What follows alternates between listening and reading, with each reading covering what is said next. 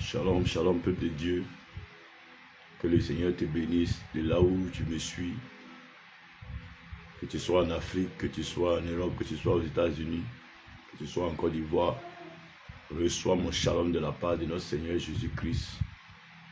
C'est votre même serviteur, le frère Jérémie de l'église d'Angré. Le Réveil international Jésus revient, section Angré. Le Seigneur m'a inspiré aujourd'hui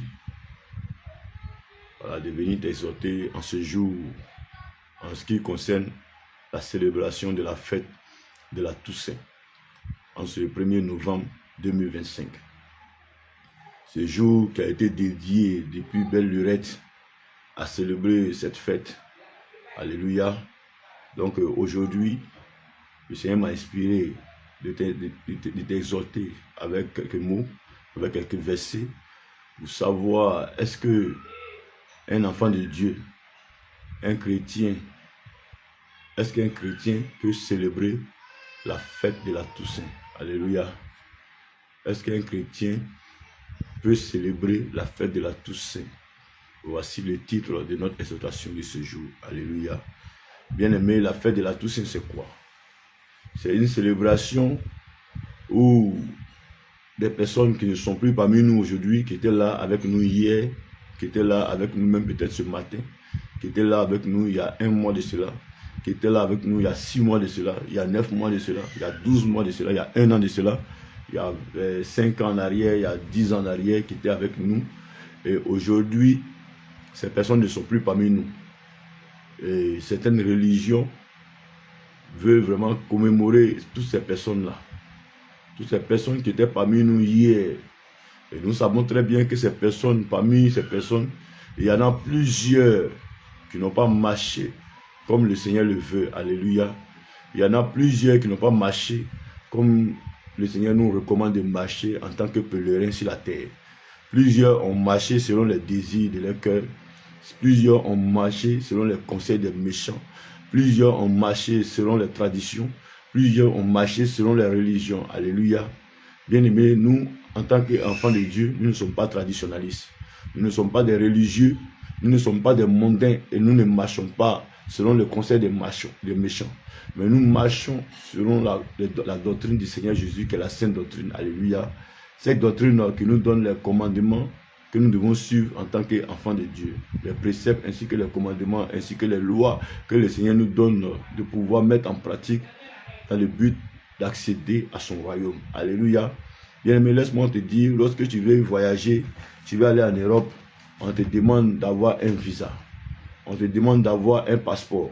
On te demande d'aller faire une demande de visa. Et il y a plusieurs documents qui vont te demander avant que tu ne puisses accéder vraiment dans ce pays-là.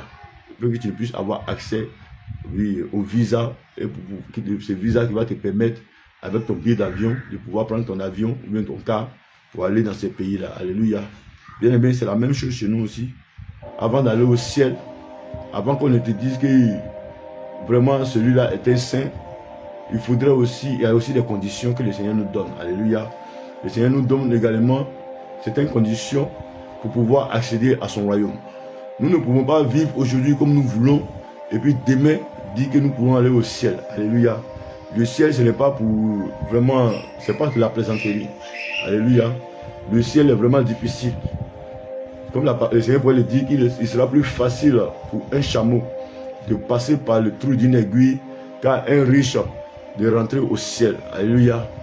Donc, qu'à un riche de rentrer au ciel, le riche c'est qui? Le riche c'est celui-là même là, qui selon la pensée humaine, qui pense qu'aujourd'hui il a eu l'argent donc il est riche. Qui pense qu'aujourd'hui il a des biens terrestres, il a des immeubles, il a des réalisations et il est riche.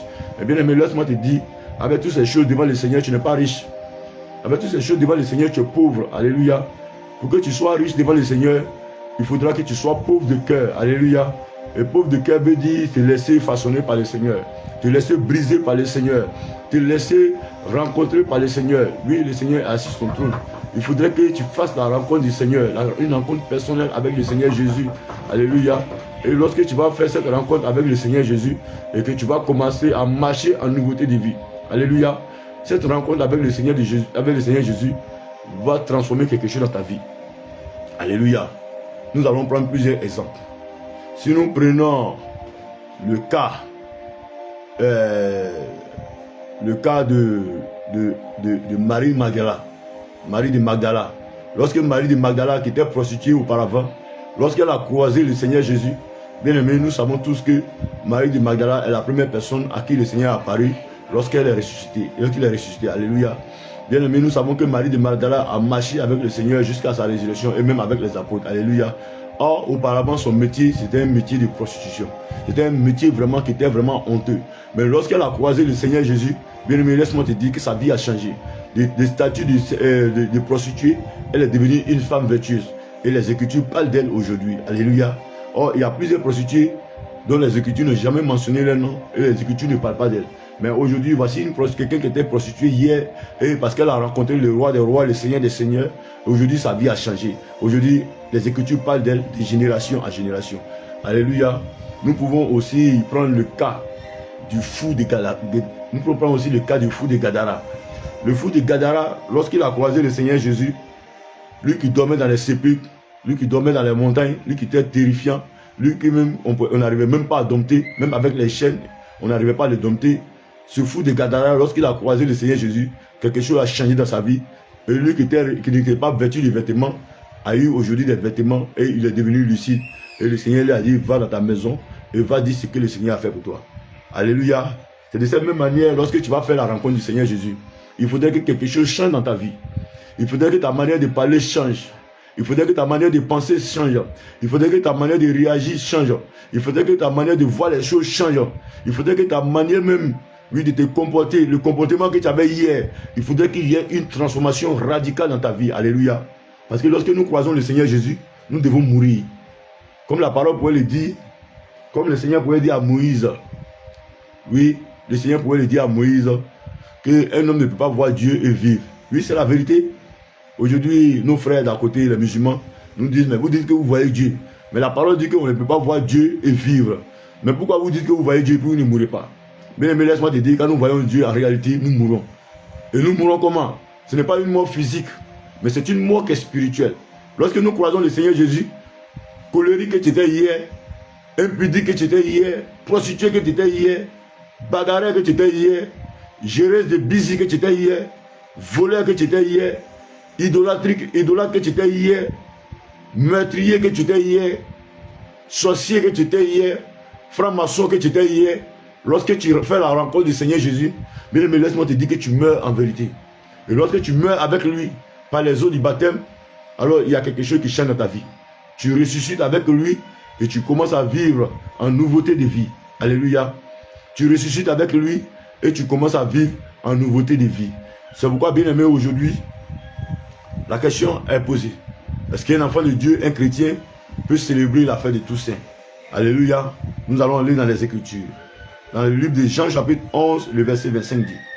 Jean chapitre 11, le verset 25. Le Seigneur déclare dans sa parole que Jésus lui dit, je suis la résurrection et la vie. Celui qui croit en moi vivra, quand même il sera mort. Alléluia.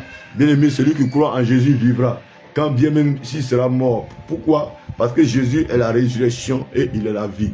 Donc c'est pour dire que si nous croyons en Jésus et que nous célébrons, nous adorons réellement Jésus, alors bien aimé, nous ne pouvons pas mourir, voilà, de la mort spirituelle. Alléluia.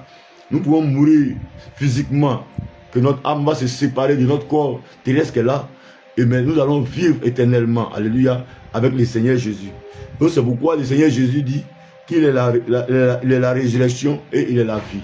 Donc lorsque tu crois en Jésus, ce n'est plus toi qui vis, mais c'est Christ qui vit en toi. Or, c'est lui qui est la résurrection et qui est la vie. S'il vit en toi, alors tu ne peux plus mourir deux fois, alléluia, parce que tu es déjà mort avec lui à la croix. Alléluia. C'est pourquoi aujourd'hui, le Seigneur nous dit qu'il est la résurrection et il est la vie. Et celui qui croit en lui ne mourra pas, quand bien même qu'il serait mort. Alléluia.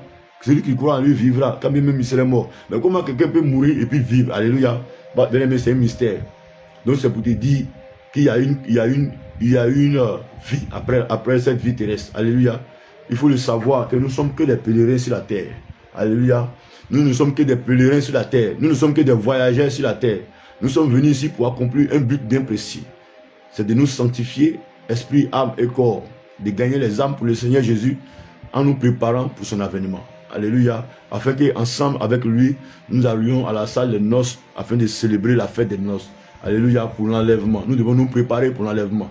Mais dans la préparation de l'enlèvement, il y a encore des brebis qui sont dehors. Donc le Seigneur nous envoie en mission. C'est pourquoi nous sommes venus sur la terre ici, pour venir faire sortir ces enfants qui sont dans les ténèbres, afin de les ramener dans sa bergerie. Mais lorsque nous venons aujourd'hui, qu'est-ce que nous faisons? Nous refusons de servir le Seigneur Jésus et nous commençons à marcher dans les traditions. Nous commençons à marcher dans les religions et nous refusons la parole de Dieu. Alléluia. Le Seigneur dit que vous écoutez et vous mettez en pratique votre tradition, mais vous piétinez, vous foulez aux pieds la parole de Dieu. Alléluia. Donc nous sommes hypocrites en servant Dieu de cette manière. Alléluia. Nous sommes hypocrites en servant Dieu de cette manière. Oui, bien aimé, certaines religions célèbrent la fête de la Toussaint. Alléluia. Mais nous allons aller dans les Écritures. C'est quoi le Seigneur appelle la religion? Alléluia. C'est quoi la religion devant le Seigneur Jésus? Alors nous allons prendre le livre de Jacques chapitre 1, le verset 27. Alléluia, que je vais lire au nom de Jésus. Jacques chapitre 1, le verset 27. La religion pure et sans tache devant Dieu notre Père consiste à visiter les orphelins et les veuves dans leurs afflictions et à se préserver des souillures du monde. Alléluia. Donc la définition de la religion dans la parole de Dieu, sur la base de Jacques chapitre 1 au verset 27, dit la religion pure sans tache devant Dieu notre Père consiste à visiter les orphelins, les veuves et les veuves, visiter les orphelins et les veuves dans leur affliction, à les visiter et à se préserver des souillures du monde. C'est ce que le Seigneur appelle la religion. Est-ce que c'est une communauté où on a une manière d'adorer le Seigneur? Est-ce que c'est ce que le Seigneur appelle la religion? Oui, ça c'est la religion devant les hommes. Mais devant le Seigneur, ce n'est pas une religion. Alléluia. Ce sont des sectes, ce sont des communautés. Alléluia. Donc la religion devant le Seigneur Jésus, cette religion qui est pure sans tâche, c'est de visiter les veuves et les orphelins dans leur affliction. Oui. Et se préserver des souillures mondains. Mais aujourd'hui, quand tu vas commencer à célébrer la fête de Toussaint, est-ce que tu ne poses pas la question, est-ce que je ne suis pas en train de me souiller quelque part? Alléluia. En célébrant la fête de la Toussaint, est-ce que je ne suis pas en train de me souiller quelque part? Alléluia. Parce que la mort, c'est la cessation de la vie des nêtres. Une personne qui est morte, est-ce que cette personne a encore un rapport, a quelque chose à voir avec les hommes? Alléluia. Nous allons voir le livre d'Ésaïe chapitre 8. Ésaïe chapitre 8, le verset 19. Et je vais lire au nom du Seigneur Jésus. Ésaïe chapitre 8, le verset 19. Ésaïe 8, le verset 19 dit: si l'on vous dit, consultez ceux qui évoquent les morts et ceux qui prédisent l'avenir, qui poussent des sifflements et des soupirs, répondez, un peuple ne consultera-t-il pas son Dieu? S'adressera-t-il aux morts en faveur des vivants? Alléluia. Si l'on te dit, allons consulter ceux qui évoquent les morts, ceux qui font avec des sifflements, ceux qui poussent des sifflements et des soupirs, le Seigneur dit qu'on doit répondre, qu'un peuple ne consultera-t-il pas son Dieu? S'adressera-t-il aux morts en faveur des vivants? Alléluia. Vous allez remarquer aujourd'hui, plusieurs se sont retrouvés dans les cimetières. Et dans ces cimetières, ils se sont retrouvés, ils ont commencé à appeler leurs parents. Ils ont commencé à appeler les pères, les mères, les parents qui sont déjà morts.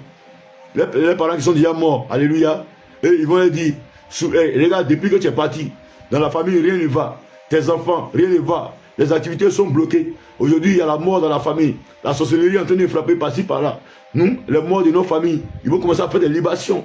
Soit avec de l'eau, soit avec de la liqueur. Souvent même apporter des gerbes de fleurs. Apporter même des animaux, même aller déposer, immoler, faire la fête là-bas. Et commencer à évoquer ces morts. À appeler l'âme de ces personnes qui sont déjà parties. Alléluia. Pour que ces personnes puissent veiller sur, comment on appelle, que ces personnes puissent veiller sur les vivants que nous sommes. Mais bien aimé, laisse-moi te dire, une personne qui est déjà morte, une personne qui n'a plus rien à avoir avec nous, et que cette personne qui a déjà connu la mort, qui a déjà goûté la mort. Or, la mort, c'est la cessation de la vie, c'est la séparation de l'âme du corps. Et ce corps-là est déjà pourri. C'est pourquoi on l'a déposé dans un endroit qu'on appelle la poubelle, qu'on appelle un cimetière, pour ne pas que l'odeur puisse nous mettre mal à l'aise. Mais aujourd'hui, que tu te relèves, tu te retrouves devant une tombe, et tu commences à appeler ton parent qui est déjà parti il y a 1 an en arrière, il y a 5 ans en arrière, il y a 20 ans en arrière, et tu lui dis de se souvenir de vous, de se lever et de combattre pour vous, qu'il veille sur vous, qu'il veille sur ta famille, et tu commences même à lui consacrer tous les membres de ta famille. Bien aimé, en réagissant ainsi, le Seigneur dit dans Ésaïe 8, verset 19, qu'un peuple ne consultera-t-il pas son Dieu? S'adressera-t-il aux morts en faveur des vivants? Mais comment des vivants peuvent s'adresser aux morts en faveur des vivants? Hein? Comment des vivants peuvent s'adresser aux morts en faveur des vivants? Or, le Seigneur a bien dit de laisser les morts enterrer les morts. Alléluia. Mais un vivant qui se retrouve le 1er novembre au cimetière et qui commence à évoquer toutes ces personnes qui sont déjà parties, et appeler l'âme de ces personnes pour que ces âmes-là viennent encore les venger, pour que ces âmes-là viennent encore veiller sur les familles, pour que ces âmes-là viennent encore ouvrir les portes de grâce, de bénédiction dans leur vie. Bien-aimé, tu ne trouves pas que la religion a renversé ta cervelle? Tu ne trouves pas que la religion a renversé ta cervelle? Qu'est-ce que la parole nous dit dans Ecclésiaste chapitre 9? Oui, Ecclésiaste chapitre 9, à partir du verset 5. Qu'est-ce que la parole nous dit? Nous allons lire, écoute bien. Écoute bien. Je vais lire même au verset 4. Ecclésiaste chapitre 9, à partir du verset 4. Il dit, pour tous ceux qui vivent, il y a de l'espérance. Et même un chien vivant vaut mieux qu'un lion qui est mort. Alléluia. Toi qui vis encore, il y a encore de l'espérance pour toi. Toi qui vis encore, il y a encore de l'espérance pour toi. Mais cette personne qui est déjà morte, vers qui tu es allé aujourd'hui, aller déposer les gemmes de fleurs, aller adresser des prières, mais il n'y a plus d'espérance pour cette personne-là. Parce qu'un chien mort, un chien vivant, oui, un chien vivant vaut mieux qu'un lion qui est mort. Un chien vivant vaut mieux qu'un lion mort. Parce que toi qui vis, on dit pour un homme qui vit, il y a encore de l'espérance. Donc si je suis en train de parler aux vivants, à toi qui vis encore, pour te dire que le Seigneur te dit en ce matin, dans Ecclésiaste chapitre 9, verset 4, qu'il y a encore de l'espérance pour toi. Mais celui vers qui tu es allé au cimetière aujourd'hui, que tu es allé voir ton parent, que tu es allé visiter au cimetière, il n'a plus d'espérance pour lui. Pourquoi? Au verset 5, il dit les vivants en effet savent qu'ils mourront. Les vivants en effet savent qu'ils mourront. Toi et moi, nous savons qu'un jour on va partir. Ça sera peut-être aujourd'hui nuit, ça sera peut-être demain, ça sera dans 1 an, ça sera dans 20 ans, ça sera dans 30 ans pour chacun d'entre nous, selon le calendrier que le Seigneur a disposé. Oui, selon l'ordre du Seigneur, alléluia. Selon l'ordre du Seigneur, ça sera peut-être dans quelques jours. Pour certains d'entre nous, nous savons que nous allons mourir. En effet, les vivants, en effet, savent qu'ils mourront. Mais les morts ne savent rien. Ton parent qui est au cimetière, il ne sait même pas qu'il est mort. Alléluia. Ceux que tu allais voir là-bas, ils ne sont même pas là pour t'écouter. Ils ne sont même pas là pour entendre ce que tu es en train de dire. Toutes ces prières que tu es en train d'adresser à cet homme-là, tes parents sont déjà partis, les âmes sont déjà partis. Alléluia. Ils ne sont même pas là pour écouter ce que tu es en train de dire. Mais pour toi, quoi, il y a encore de l'espérance. Mais les morts, on dit les vivants savent qu'ils mourront. Mais les morts ne savent rien. Et il n'y a pour eux plus de salaire, puisque leur mémoire est oubliée.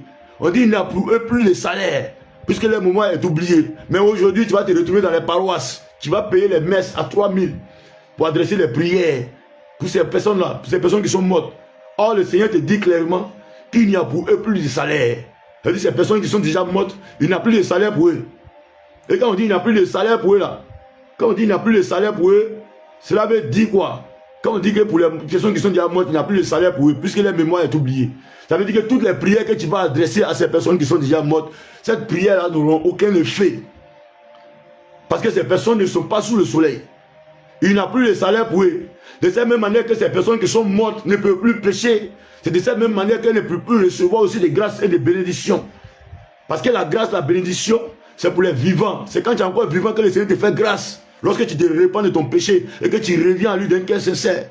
Alléluia. On dit, et leur amour, leur haine et leur envie ont déjà péri et ils n'auront plus jamais aucune part à tout ce qui se fait sous le soleil. Donc ces personnes que tu allais voir aujourd'hui au cimetière, ces personnes vers qui tu allais pleurer encore comme si ces personnes avaient rendu l'âme aujourd'hui, devant qui tu allais pleurer, tu as fait pitié, tu t'es habillé en noir, tu t'es retrouvé au cimetière aujourd'hui.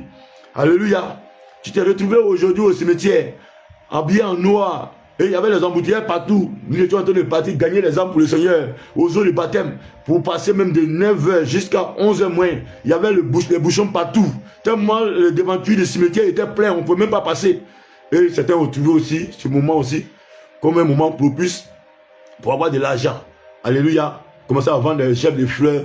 Ils sont là-bas, ils font du commerce. Alléluia. Laisse-moi te dire que ces personnes qui sont mortes n'ont aucun salaire à tout ce qui se fait sous le soleil, car leur mémoire, leur amour, leur haine, tout cela a déjà péri avec eux. Lorsque tu rends l'âme, bien aimé, ton aiguille est arrêtée.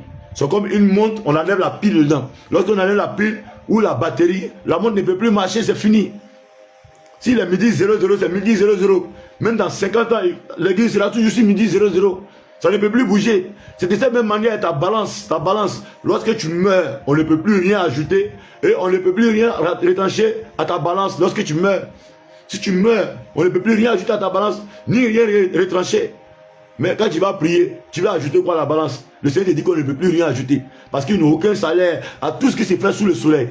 Bien aimé, tu devais choisir cette occasion d'aujourd'hui pour aller annoncer la repentance sur les carrefours, dans les gares, dans les voitures, dans les véhicules de transport. Pour dire à ces personnes-là que le Seigneur Jésus revient et que ces personnes doivent mettre de l'ordre dans leur vie. Ces personnes doivent sortir du péché. Ils doivent sortir de l'idolâtrie. Ils doivent abandonner la politique, la pornographie, la colère, oui, l'idolâtrie. Ils doivent abandonner le leadership, le football, les plaisirs mondains, oui, les distractions. Ils doivent sortir de toutes ces choses.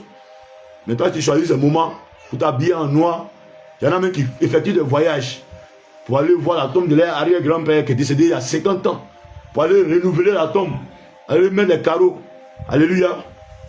Bien aimé, ça fait pitié. Ça fait vraiment pitié.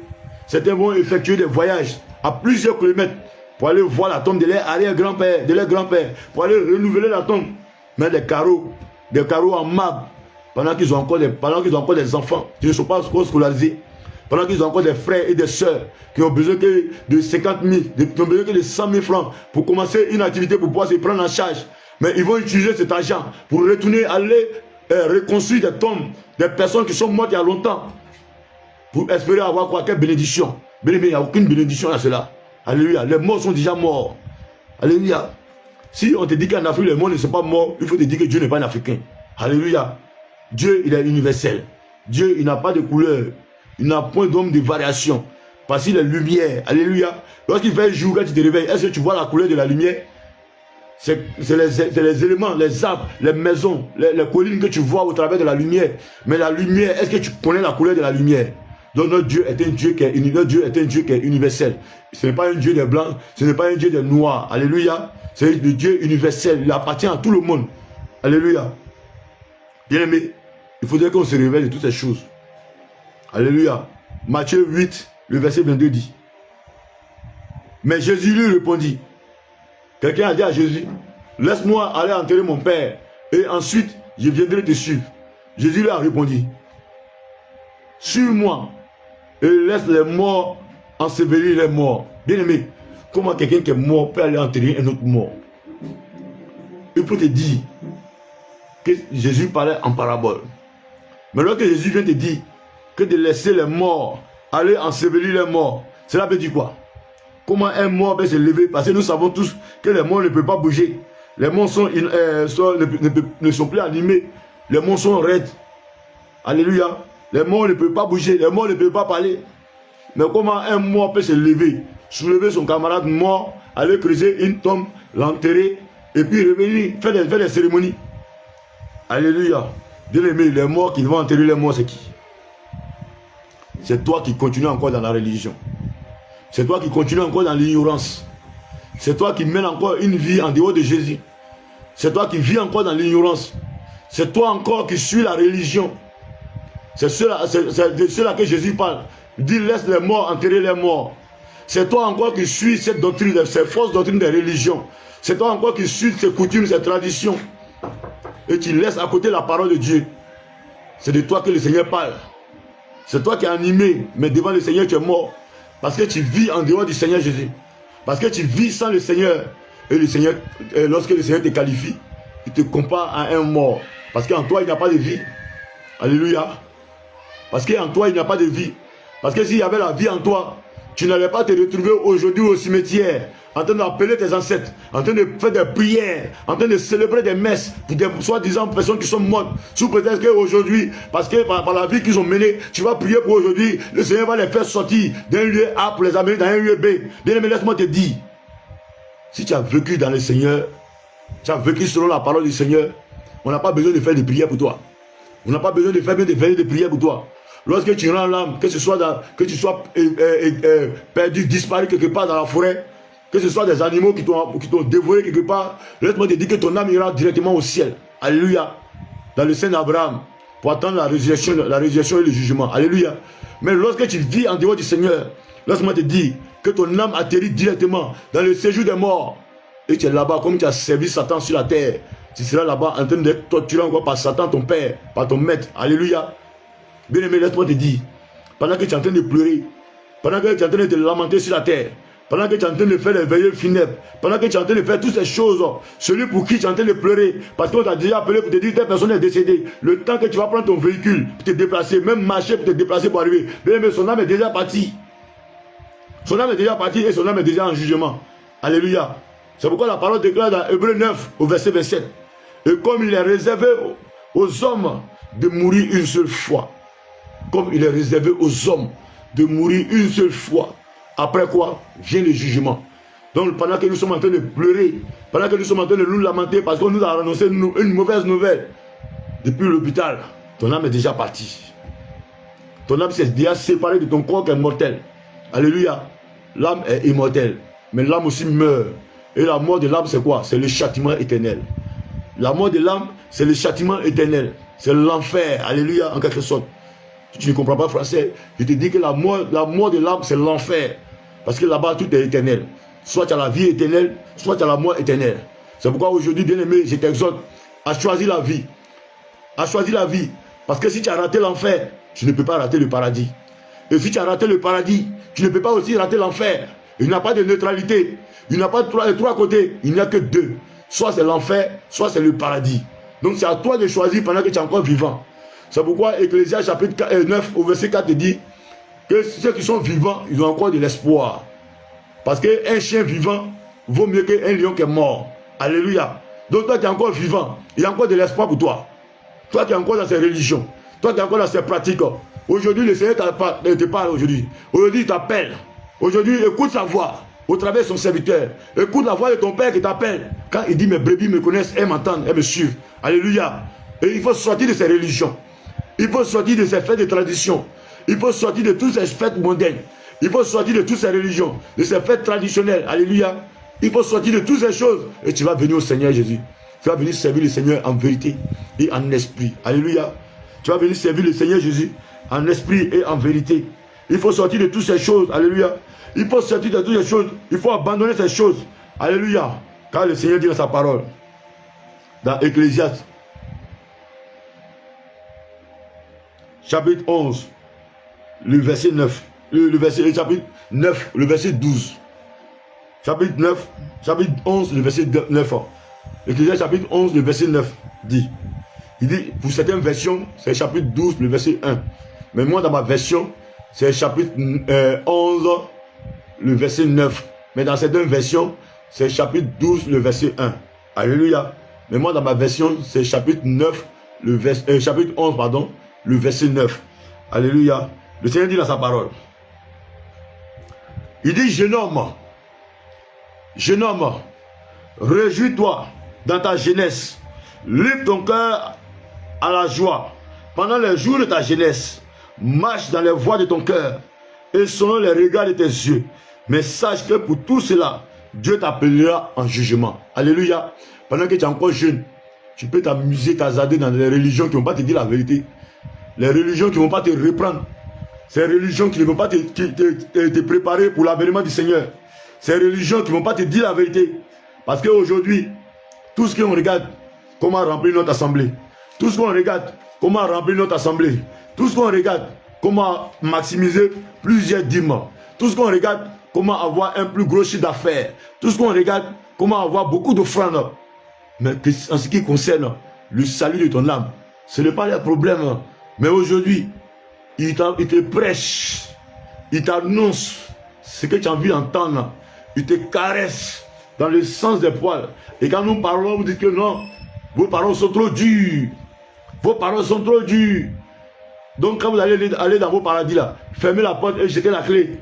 Si vous voulez cimenter la porte, ne nous laissez pas, fermez la porte derrière vous. Ne nous laissez pas entrer. Bien-aimé, le Seigneur dit quoi dans sa parole, dans Romains?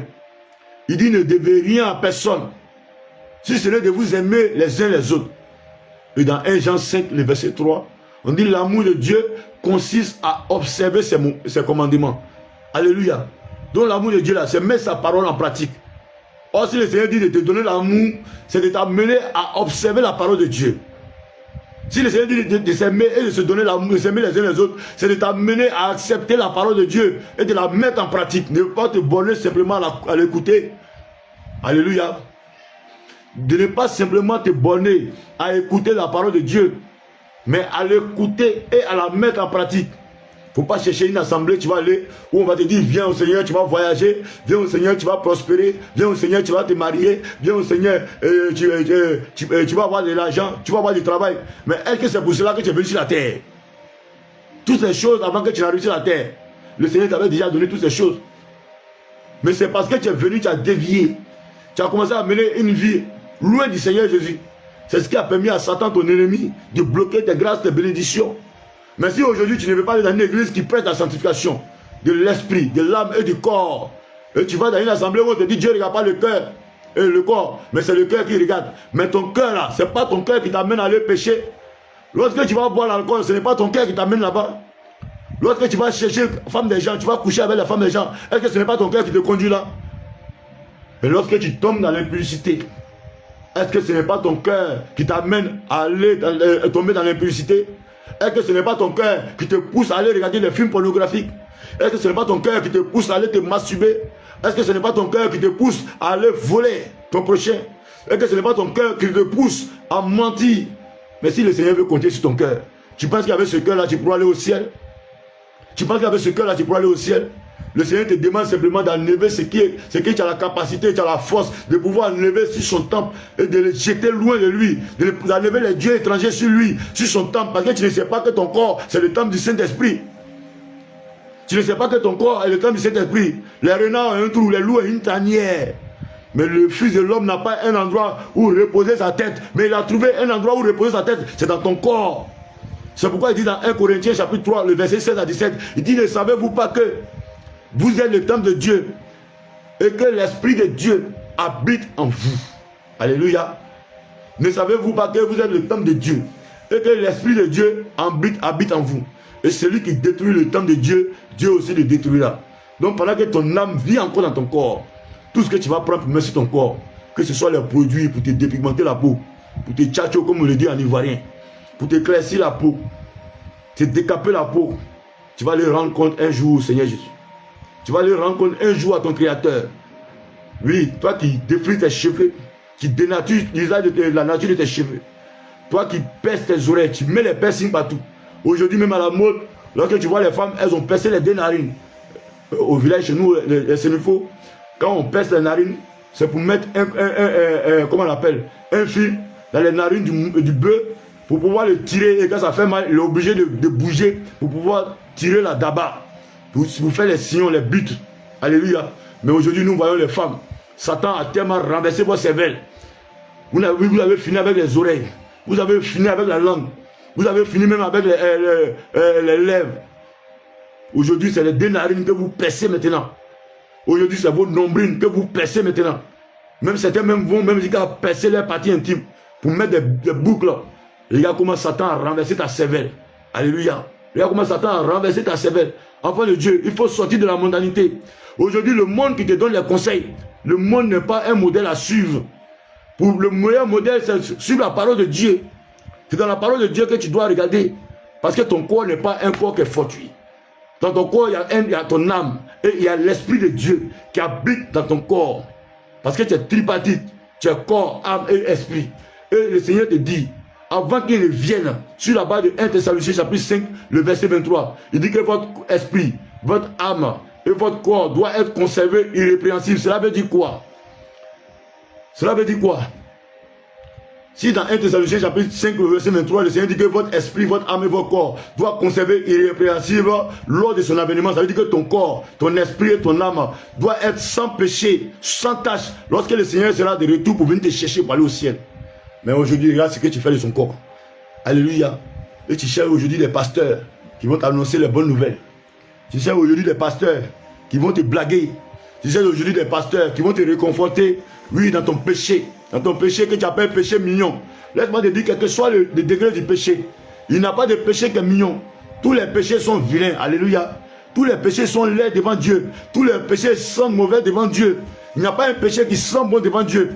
Mais ce qui sent bon devant Dieu, c'est ta vie de consécration, c'est ta vie de sanctification. C'est lorsque tu mènes une vie de sanctification, en ce moment tes prières peuvent monter au Seigneur comme un parfum de bonne odeur. Alléluia. C'est pourquoi il dit dans Romains 12, au verset 1, que je veux aussi, que Romains 12, Romains chapitre 12, chapitre 12, le verset 1. Il dit, je vous exhorte, dans Romains 12, verset 1, le Seigneur dit, je vous exhorte donc, frères, par la compassion de Dieu, à offrir vos corps comme un sacrifice vivant, saint, agréable à Dieu, ce qui sera de votre part un culte raisonnable. Donc ton corps, quand tu l'offres à Dieu, comme un sacrifice vivant, tu es en train de rendre un culte à Dieu. Quand tu ne mets pas de tatouages sur ton corps, tu es en train de rendre un culte à Dieu. Quand tu ne fais pas des scarifications qu'on appelle les cancres, les balades, tout ça sur ton corps, tu es en train de rendre un culte à Dieu. Quand tu n'utilises pas les produits pour venir blanchir ta peau, tu es en train de rendre un culte à Dieu. Quand tu n'utilises pas les produits pour noircir tes cheveux, pour jaunir tes cheveux, pour rougir tes cheveux, et tu laisses tes cheveux naturels noirs qui deviennent blancs par la sagesse de Dieu, tu es en train de rendre un culte à Dieu. Mais quand tu marches selon les plaisirs mondains, selon les pensées de la vie, selon les pensées du monde, selon les pensées de la chair, tu n'es pas en train de rendre un culte à Dieu. Alléluia. Et quand tu vas mourir, tu vas dire à Dieu, Seigneur, pardonne-moi. Seigneur, viens à mon secours. C'est pourquoi il te dit dans Marc chapitre 12 au verset 27. Et car Dieu n'est pas Dieu des morts, mais Dieu des vivants. Alléluia. C'est pendant que tu es vivant que tu dois mettre de l'ordre dans ta vie. C'est pendant que tu es vivant que tu dois sortir de la mondanité. C'est pendant que tu es vivant que tu dois sortir de toutes ces choses.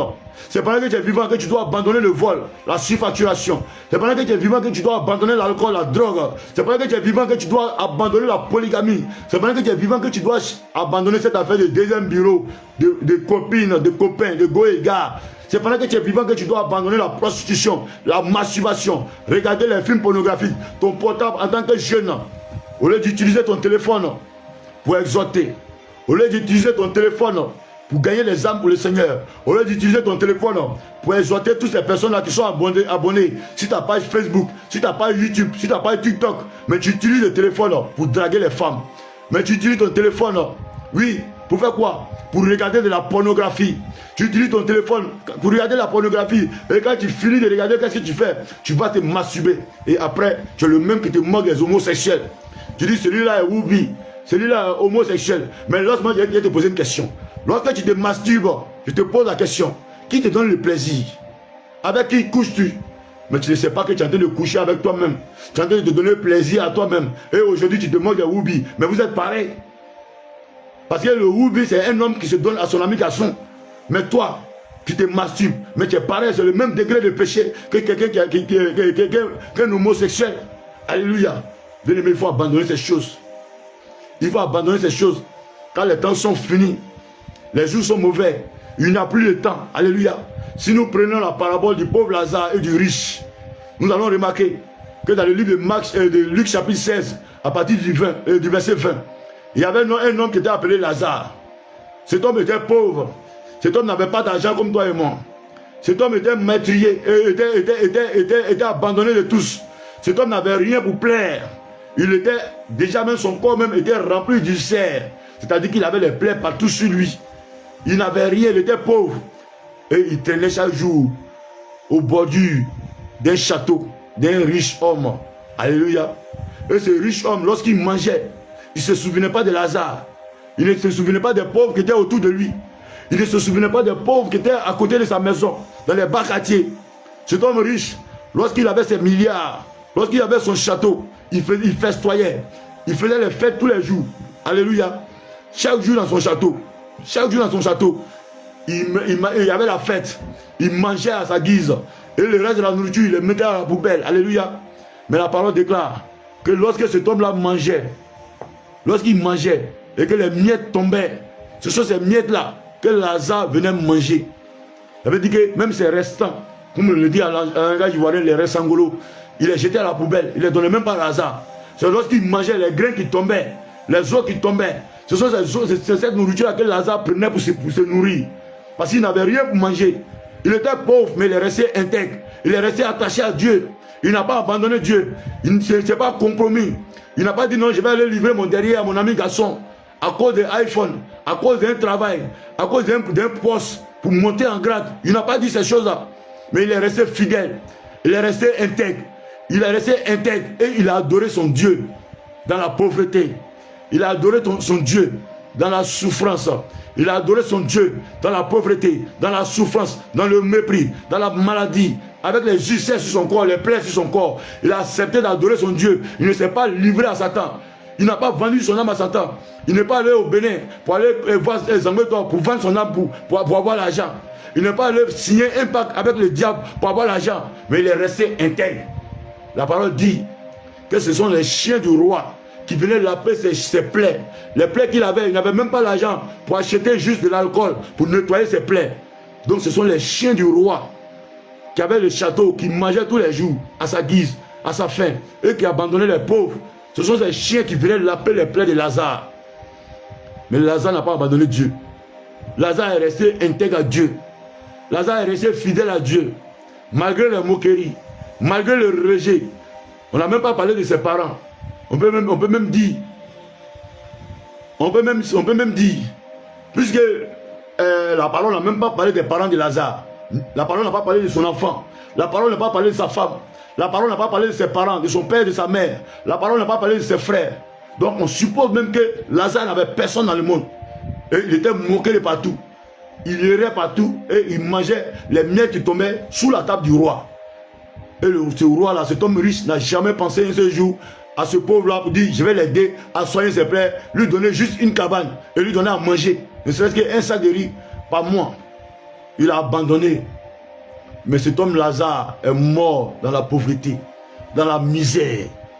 Et ce riche qui s'en foutait de Dieu, qui pensait qu'il était devenu un Dieu parce qu'il avait son château et il festoyait tous les jours. Cet homme riche aussi, cet homme Lazare est mort. Et lorsque Lazare est mort, les anges de Dieu l'ont envoyé dans le sein d'Abraham. Alléluia. Laisse-moi te dire, le sein d'Abraham, c'est le lieu de repos. Alléluia. Laisse-moi te dire, le sein d'Abraham, c'est le lieu de repos. Lorsque ton âme quitte cette terre, soit tu vas dans le séjour des morts, ou tu vas dans le sein d'Abraham. Tu ne vas pas au paradis et tu ne vas pas à l'enfer. Parce que le paradis et l'enfer sont encore fermés. Alléluia. Donc il y a une partie qu'on appelle le sein d'Abraham. Donc c'est là-bas que tous les saints sont. Nos pères dans la foi qui ont mené le bon combat, les apôtres, les prophètes, qui sont morts pour la vérité. Ces personnes sont là-bas et le père Abraham, ils sont en train de se reposer. Et lorsque le pauvre Lazare est mort, il s'est retrouvé à ce lieu-là. Quelque temps après, ce même riche est mort. Et quand il est mort, il s'est retrouvé dans le séjour des morts. Là où il y a les tourments, là où il y a les pleurs, là où il y a les cris, là où il y a les graissements des dents, là où Satan et ses démons sont en train de torturer les enfants de Dieu. Ceux qui ont vécu en dehors du Seigneur Jésus.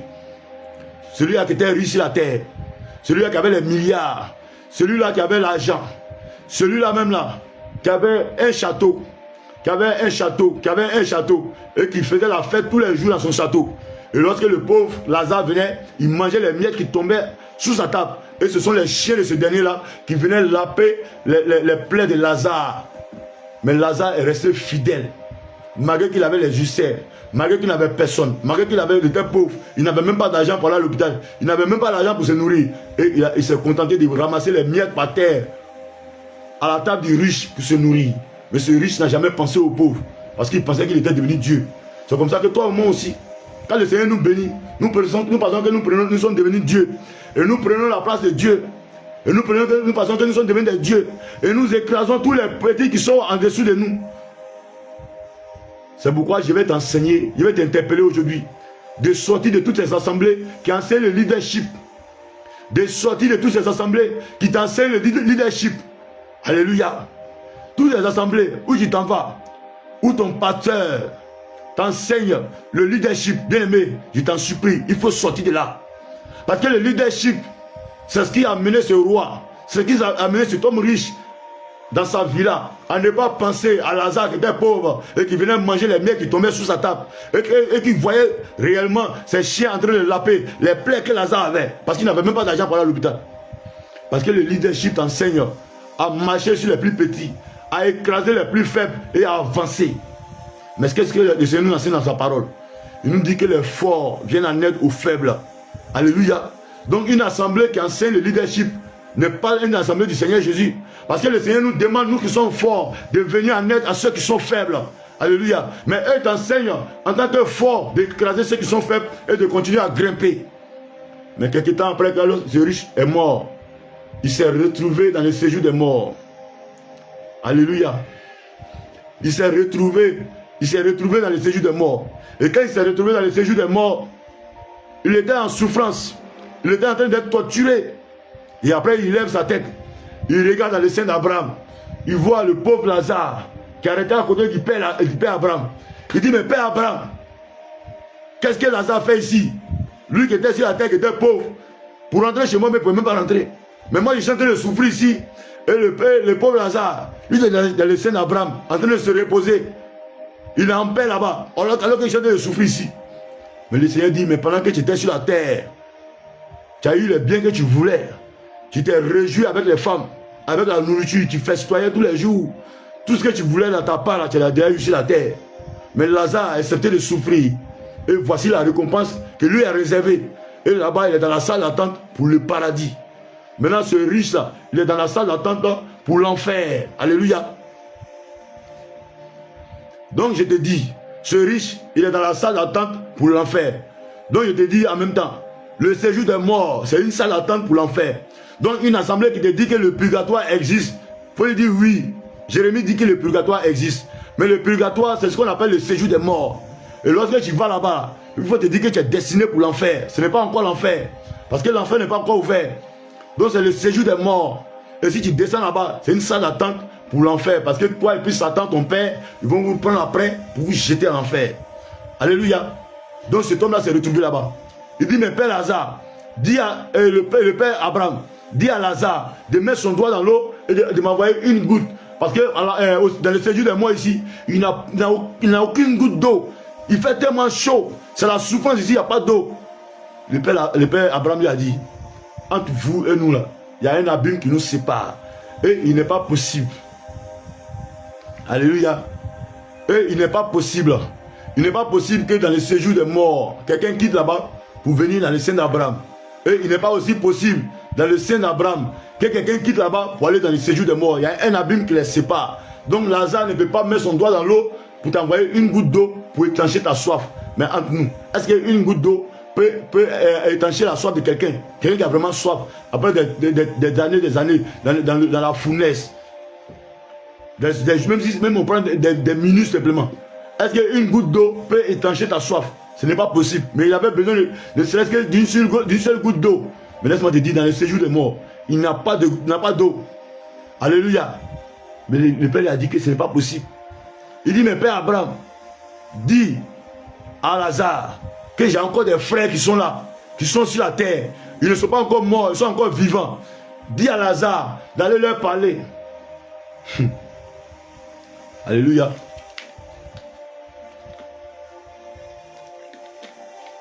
Il dit, dis à Lazare de retourner sur la terre. J'ai encore des parents qui sont encore vivants, qui ne sont pas encore morts. Ils ignorent que le séjour des morts existe. Nous sommes sur le chemin pour le paradis. Nous ne savons pas que c'est ici que nous allons atterrir. Que Lazare retourne sur la terre pour venir annoncer cela à ses frères. Mais le père Abraham lui a répondu que même si un mort c'est là pour venir leur parler, ils ne vont pas écouter. Mais aujourd'hui, les morts vous parlent. Nous avons plein de témoignages sur notre page DJ Kamsung TV où des personnes ont visité le séjour des morts et qui viennent rendre témoignage. Vous moquez de ces personnes. Ils viennent vous rendre témoignage que les messes ne sont pas bons. Les bijoux ne sont pas bons, ça conduit à l'enfer. Les vêtements sexy ne sont pas bons. Une femme ne doit pas porter les pantalons. Une femme ne doit pas mettre les mèches, les boucles d'oreilles, se maquiller avec les fonds de teint, toutes ces choses, c'est pas bon, ça va te conduire à l'enfer. Mais vous moquez de ces personnes. Alléluia. Mais est-ce que le père Abraham n'a pas raison? Pour dire, même si un mort revenait à la vie pour venir parler, vous n'allez pas croire. Mais aujourd'hui, les morts sont... Le Seigneur a fait la grâce à certaines personnes d'aller visiter le séjour des morts. Et ces personnes sont là avec les témoignages, tels que la sœur Linda, tels que la sœur Maman Péniel. Plusieurs sont là. Mais vous ne les écoutez pas. Vous vous moquez de vous dire que oh, c'est la connerie. Alléluia. Le père Abraham dit que même si un mort revenait, ils n'allaient pas écouter. Mais ils ont Moïse et les prophètes avec eux. Alléluia.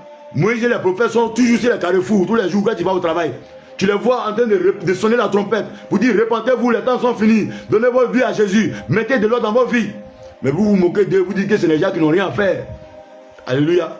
Même quand on nous voit sur la route, il y en a qui disent que nous sommes les vagabonds, que nous n'avons rien à faire. Nous sommes en train de transpirer. On se moque de nous. Que il y a vu tes collègues sur le carrefour là-bas. Ils sont en train de crier là-bas. Il faut aller les aider. Mais tout ça, vous vous moquez de nous. Alléluia.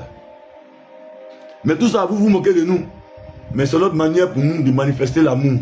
C'est parce que nous vous aimons que nous nous arrêtons sur les carrefours, sur les réseaux sociaux, pour sonner la trompette, pour vous interpeller, afin que vous sortez de ces boutiques, de ces faux pasteurs qui vous maintiennent en captivité, et pour vous annoncer le leadership, au lieu de vous annoncer l'évangile de la repentance. Lorsque le Seigneur a fini de jeûner 40 jours, lorsqu'il est sorti, il a dit quoi? Il dit repentez-vous. Repentez-vous car les temps sont finis. Alléluia. C'est le même Jésus qui dit que le royaume des cieux est forcé. Et seuls les violents s'en emparent. Mais ce que tu appelles péché mignon que tu chéris, ce sur quoi tu as accroché, dans le copinage, dans faire le deuxième bureau, avec mari des gens, dans faire le vol, à faire le bijoux, à faire ces grands bling bling pour plaire aux hommes, au lieu de chercher à plaire à ton Créateur. Bien-aimé, je t'interpelle en ce matin. Le Seigneur Jésus t'interpelle en ce matin. Le Seigneur t'interpelle en ce matin par le canal de son serviteur. Il t'interpelle à chercher à plaire aux hommes. Laisse-moi te dire, lorsque les hommes t'acclament, le Seigneur t'a déjà rejeté. Lorsque le monde t'acclame, dis-toi que le Seigneur t'a déjà rejeté. Mais lorsque le monde te déteste, lorsque le monde te rejette, dis-toi que tu es en train de plaire à Jésus. Parce que si tu ne peux pas plaire à Jésus et puis plaire au monde, parce que le monde n'aime que ce qui lui appartient, ce en quoi il se reconnaît. Mais lorsque tu vas commencer à marcher dans les pas de Jésus, mais tu vas commencer à bombarder ce que le monde acclame. Et le monde ne va pas te faire cadeau. Le monde va te rejeter. Alléluia. Donc bien aimé, le Père Abraham a dit à cet homme qu'il a Moïse et les serviteurs et les prophètes avec eux, qu'ils les écoutent. Donc bien aimé, ça veut te dire que toutes les messes qu'ils vont faire pour célébrer pour toi, que ce soit ils vont faire chaque année, que chaque jour même soit 1er novembre. Alléluia. Que chaque jour, que chaque semaine, que chaque mois soit 1er novembre. On va aller célébrer les messes. On va envoyer les pasteurs qui font descendre le feu du ciel. Ils vont aller prier sur ta tombe. Le Seigneur dit que les vivants savent qu'ils mourront. Mais les morts ne savent rien. Alléluia. Et tout ce qui se fait sur la terre, là, sous le soleil, ils n'ont aucune part. Donc de cette même manière qu'une montre, la batterie a été retirée, que l'aiguille ne peut plus tourner. C'est de cette même manière que ce mort-là, il ne peut plus commettre des péchés et il ne peut plus recevoir aussi des bénédictions. C'est fini pour lui. Mais pour toi et moi, il dit ceux qui sont vivants, il y a encore de l'espoir pour ceux qui sont vivants. Car un chien vaut mieux qu'un lion mort. Dans Ecclésiaste 9, le verset 4. Alléluia. Donc toi, tu es encore vivant. Tu as eu la chance encore d'écouter. Certains sont dans le séjour des morts aujourd'hui. Ils sont en train d'implorer la grâce du Seigneur. Seigneur, donne-moi seulement qu'une minute. Donne-moi seulement que 5 minutes. Donne-moi seulement que 1 heure. Donne-moi seulement que 2 jours. Donne-moi seulement que 1 jour. Seigneur, fais-moi grâce. Donne-moi 1 jour. Je vais retourner sur la terre. Je vais aller me réconcilier avec mon frère, avec mon père, avec ma mère, avec mes frères. Je vais aller faire mes restitutions. Ce qu'il avait volé, je vais aller restituer. Je vais me repentir de la drogue, de la prostitution, de coucher avec mari des gens, de coucher avec femme des gens, de coucher avec les femmes avant le mariage, de commettre l'avortement, de regarder les films pornographiques, de me masturber, oui, d'être menteur, de manifester la colère. Toutes ces choses, d'être rancunier. Donne-moi 1 minute pour que je retourne sur la terre pour aller me repentir. Marc 12, le verset 27 dit que car notre Dieu n'est pas un Dieu des morts, mais c'est un Dieu des vivants. Alléluia. C'est pourquoi dans le séjour des morts, tu vas beau appeler Jésus. Alléluia. Dans le séjour des morts, tu vas beau appeler Jésus, Jésus ne viendra pas. Mais lorsque tu es encore vivant et que tu appelles Jésus, Jésus viendra à toi et il viendra t'aider à sortir du péché. Alléluia. Donc bien aimé, c'était le message que le Seigneur m'avait mis à cœur de partager avec toi ce soir. Pour te dire qu'un chrétien n'a pas le droit de célébrer la fête de Toussaint. Parce que les vivants n'ont rien à voir avec les morts. Et les morts n'ont aucun salaire à tout ce qui se fait sous le soleil. C'est toi qui es encore vivant, si tu vas travailler, tu mérites un salaire, car l'ouvrier mérite son salaire. Mais le mort, il fait qu'un travail. Or, le Seigneur dit l'ouvrier mérite son salaire. Le mort fait qu'un travail. Et tu t'en vas faire les libations. Tu appelles, depuis que tu es mort, Il n'y a plus de paix dans la famille. La famille est en train de déchirer. Il faut te lever. Il faut venir combattre pour nous. Il faut venir nous aider. Il faut venir veiller sur nous. Tu appelles l'esprit de mort pour venir à ta maison. Alors, toi qui as eu à célébrer ces fêtes, toi qui as eu à célébrer ces fêtes, toi qui as eu à aller au village, aller faire des libations, aller parler aux morts, il faut te repentir de cela. Pendant qu'il y a encore temps. Parce que sans le savoir, tu allais appeler l'esprit de mort pour venir dans ta maison. Chaque fois que tu vas au cimetière, tu t'en vas pleurer sur les tombes. Tu t'en vas prendre l'esprit de mort pour venir dans ta vie. C'est pourquoi dans ta vie, rien ne marche. Alléluia. C'est pourquoi dans ta vie, rien ne marche. Chaque jour, tu t'en vas chercher l'esprit de mort au cimetière, tu viens avec ça en ville. C'est pourquoi la mort, l'esprit de mort vient frapper tes finances. Il vient frapper ta santé. Il vient frapper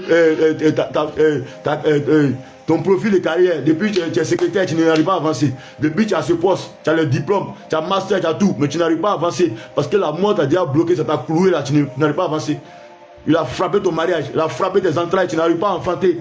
Parce que hier, tu es parti célébrer Toussaint et tu allais parler aux morts au cimetière. Et jusqu'à présent, ce décret parle encore contre toi. Tu t'es pas encore repenti de cela. Bien aimé, c'était votre frère, le serviteur, l'homme de Dieu Jérémie, du Réveil International Jésus revient, section Angré. Voilà, le Seigneur m'a mis à cœur aujourd'hui de partager ce court message avec toi, sous forme d'exhortation, pour t'interpeller, afin que tu sortes de l'ignorance, que tu sortes de la religion. Parce que la religion devant le Seigneur, qui est sans tache, sans ride, sans défaut, cette religion, la définition de la religion, c'est le Seigneur, dans le livre de Jacques chapitre 1, le verset 27, c'est d'assister les pauvres, les veuves et les orphelins qui sont dans les afflictions et de se préserver de toutes les souillures du monde. Et les souillures du monde, c'est quoi? C'est la pornographie, c'est boire l'alcool, aller dans les bars, aller dans les maquis, aller se dénuder à la plage, exposer sa nudité partout, souiller le temple du Saint-Esprit qui est notre corps, se décaper la peau avec les produits, se maquiller chaque jour avec le fond de teint, raser les cils et mettre les crayons. Toutes ces choses, nous sommes en train de dénaturer le corps. Tout ça, c'est les plaisirs mondains. Or, Ésaïe 49, le verset 9 te dit, le verset 5 te dit, malheur à quiconque conteste avec son créateur, vase parmi les vases d'argile. Est-ce que l'argile peut dire au potier, pourquoi m'as-tu façonné ainsi? Est-ce que toi qui es argile, toi tu peux dire au créateur, pourquoi tu m'as créé ainsi? Et tu viens corriger Dieu. Lorsque Dieu créait le monde, qui était là pour le conseiller? Lorsque Dieu créait le monde, est-ce que tu étais là pour le conseiller? Donc c'est toi qui sais ce qui est bon pour toi. Dieu sait ce qui est bon pour toi. Et il a fait pour toi ce qui est bon. Ne cherche pas à te modeler. Ne cherche pas à modifier la créature de Dieu. Alléluia. Que le Seigneur te bénisse et qu'il te fortifie. Qu'il bénisse ta semaine. Qu'il bénisse ce mois de novembre. Et qu'il te préserve de tout danger. Que son sang couvre ta famille. Que son sang couvre ta maison. Que son sang couvre tes activités. Et que chacun de tes pas soit précédé par son sang. Et que l'ange de l'Éternel campe autour de toi pour t'arracher de tout danger. Que ta maison et toi, que vous soyez marqués par son sceau, par son sang, afin que vous soyez à l'abri de tout danger. Et comme en Israël, lorsque le destructeur sera relâché, que le Seigneur, par son sang, qui se souvient de toi et de ta famille, qui bénisse ta main, qui bénisse tes activités, qui bénisse tes entrailles, qui bénisse ton ministère et qui t'élève au-delà même de ton espérance, qui bénisse ton cœur de demain. Alléluia. Qui t'élève au-delà de ton espérance et qui bénisse ton cœur de demain. Que demain, toutes tes prières de requête que tu vas formuler aujourd'hui, que lorsque tu vas te présenter devant lui demain au temple, que le Seigneur t'accorde les ossements et qu'il réponde favorablement à ta prière, qui vient te délivrer de l'ignorance, qui vient te délivrer de la mondanité, qui vient te délivrer de tout ce qui va t'empêcher de rater son ciel. Que le Seigneur te fortifie, qu'il te bénisse. Shalom, shalom. Que le Seigneur vous bénisse. C'était votre frère, l'homme de Dieu Jérémie, du Réveil International Jésus revient. Soyez bénis. Shalom, shalom.